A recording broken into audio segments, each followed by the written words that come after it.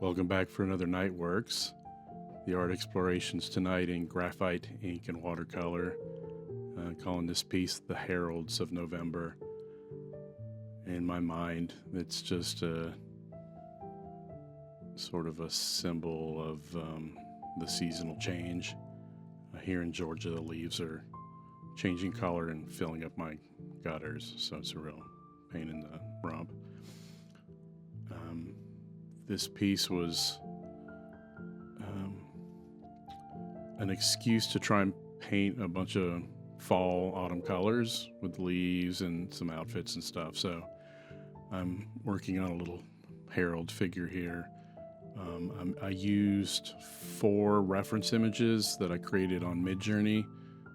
That was kind of a pain to get what I was looking for. I kind of got it with these figures. It's like 4 different images I used, and I'm working from the reference images, but I'm not following it 100%. They're kind of more of a guide, and I sort of add in my own stuff. It's just nice to sometimes have a framework to work off from a photo. I could probably just make this up out of my head, but a photo gives you, I don't know, just some details that are easier to kind of carry over to the drawing. I think if I work out of my mind, the stuff looks more cartoony typically, or more minimal. And this one just has something about working from an image. It gives you a little bit more of a, I don't know, solid footing, a little bit more realism-ish, maybe to say. Second figure. Just a little, no real plan. It's not like a witch, but it is kind of witch-ish. I like the little hat. And I was trying to think thematically on autumn, November, fall. Although here in Georgia right now, it's like 70 degrees, so it doesn't really feel like fall. Kind of annoyed by that. And again, I'm just using a old yellow 2B pencil.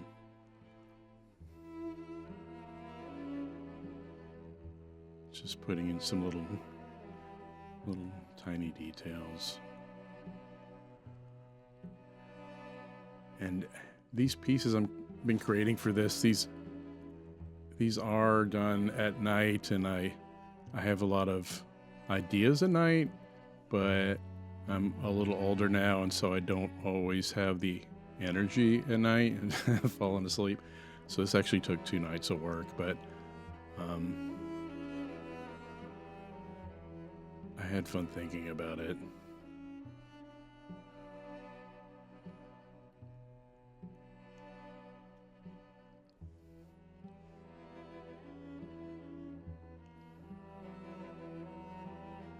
So there's some things I wish I had changed, and I'll talk about mistakes, stuff I make in the work. Mistakes help you grow and help others as much as drawing. I mean, I like drawing a lot, but it doesn't mean I don't make a lot of mistakes when I'm doing it. So one of the things is I wish this cloaked figure with the axe was bigger, and I wish the 3 figures weren't all exactly on the same plane. I did that because I did not properly plan out my piece. And when you're doing a piece like this, it's a little more complicated, like a foreground, midground, background kind of thing. You're better off doing a series of thumbnails first, planning out where the figures stand. It's like blocking in, if any of you are familiar with film or video work, blocking in your actors. So in this case, I should have blocked in my figures and elements better. To add more of a sense of depth, I think if I had I think maybe I should have pushed the axe wielder further to the background and maybe staggered the two little heralds in depth, one a little closer, maybe one a little further back. I think it would have added more depth, dynamic, energy potential. I don't know if you guys have this problem. You just kind of want to get in there and work and have fun, because this is the whole point of this channel and the video. It's that we can have fun making art, you know, just relax, make stuff and have fun. And so I get a little too excited and I get a little sloppy because I just want to draw and I want to get the watercolors in there and sploosh them around. So as I keep making these, I'll try, and maybe I'll go through the thumbnail process too, so you can see what I'm talking about when I say thumbnails. It's typical if you're doing like concept art. When I did illustration work, I had to do a lot of thumbnails for clients, or if I did actually a lot of creative work, I usually thumbnail it for clients. So here I am, sped through the drawing. Now I'm working in with these Grabie Watercolors. Affiliate link below somewhere. These are pretty cheap. I think they go on sale for $20 for 100 little colors. Most of the colors on the left, they're all traditional, and on the right, it's got some neons. It's got some, I don't know what the others are, kind of pastel-y or something. And then the top ones are kind of glitter metallic, which are fun. I kind of just prefer the regular ones. But I did enjoy the neon colors. Those are kind of fun to throw in, little pops. Using I don't know, a Blick. I think it's a 10 round brush. I'm just kind of putting in big masses. When working in oil paint, acrylic, or in watercolor, I try to start with big brushes and block in stuff. I kind of like getting forms and masses in. And with watercolors, it's nice to get sort of lumps of information in, and then you can add more colors in and get unexpected mixes and unexpected washes. Color variations and stuff is really fun. In watercolor, typically make sure you're working light to dark, which is the opposite of oil painting and acrylic.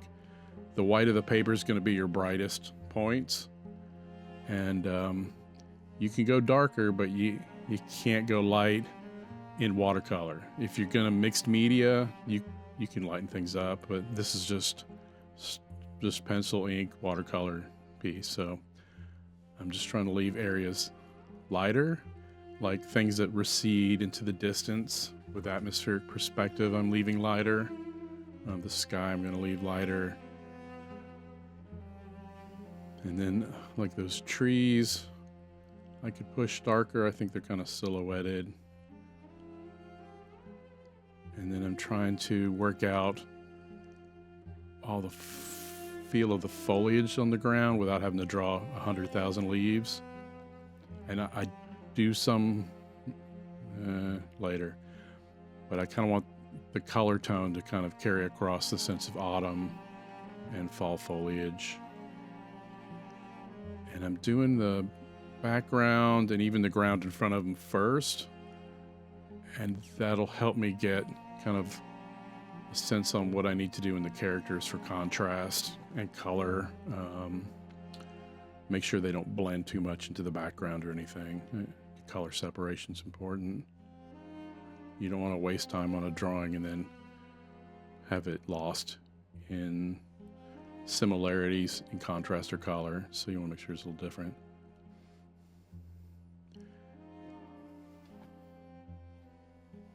And so here I'm just sort of just playing with the idea of leaves, just sort of dabbing in leaf shapes and working slowly darker on top of what I've done, playing loosely with the idea of maybe some bark textures.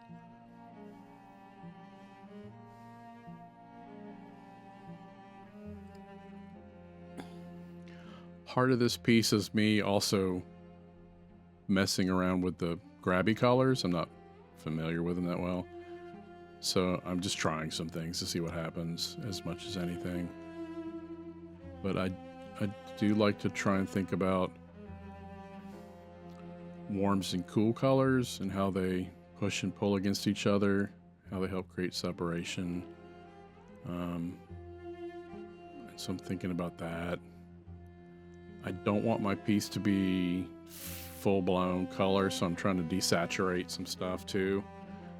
And I've got oranges, and then I have browns, and I think it's like a Van Dyke brown, I think, which is typically a dark brown, kind of like a sepia-ish.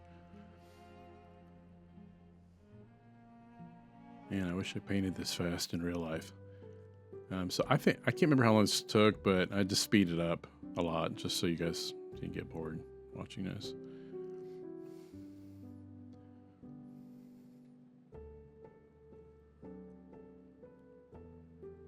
And just putting in some yellows and oranges that help kind of symbolize, reflect the November autumn condition.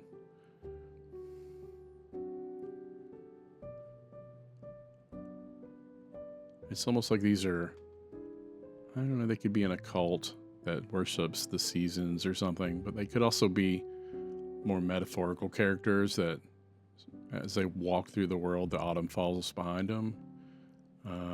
Maybe they're the front guard of the seasonal change to winter, like the death of summer and the coming sleep of the cold embrace of winter kind of thing. I think stuff like that.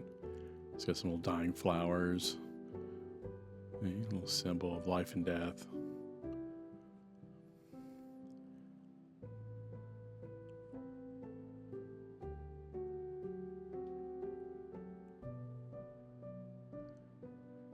I'm just trying to load on some darks on top.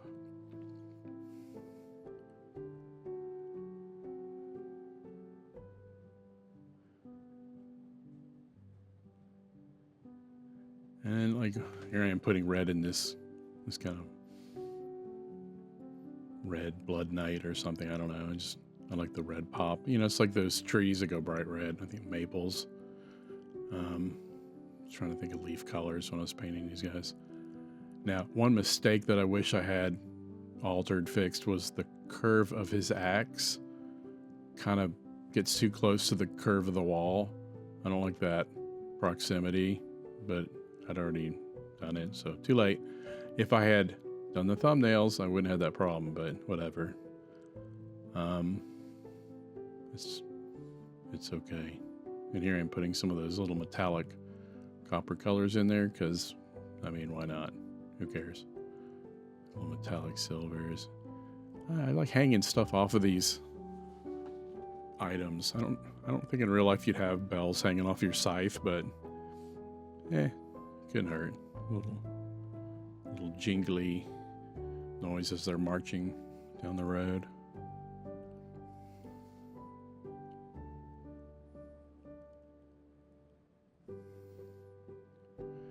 I've shifted to the smallest brush. I think it's the smallest one I have. And trying to use, at this point, less water in the watercolor mix because I don't want it flowing all around. I don't want it over bleeding into other areas. I'm trying to use it almost like a dip pen. And I'm trying to bring more pigmentation across to give things some punch.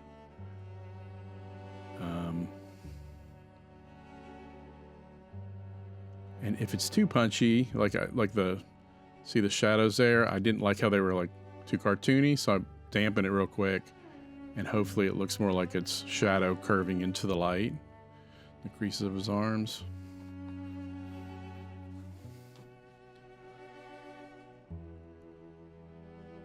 And same thing with the yellow herald. Trying to work on the face. And one thing to remember, drawing small makes things more difficult. This is a 9x12 Canson XL watercolor pad. And that's a good convenient size, but when like that little face, about the size of my thumb, if you make a wrong brush stroke, it kind of ruins the whole thing. And so it's tricky. You have to be patient, which I'm not, and take some time. I don't know. And here I am adding more grays to the background. I needed it to go darker, so it pushes the figures forward. And so you can match your photos, but I typically am using them more as a guide, and then I push and pull things with lights and darks and colors as I need, because I'm the artist and I'm not a slave to the photo. And truthfully, I think if I let it dry, I could have done another pass and made the wall even darker. I think it could have gone darker. Probably could have pushed the trees darker.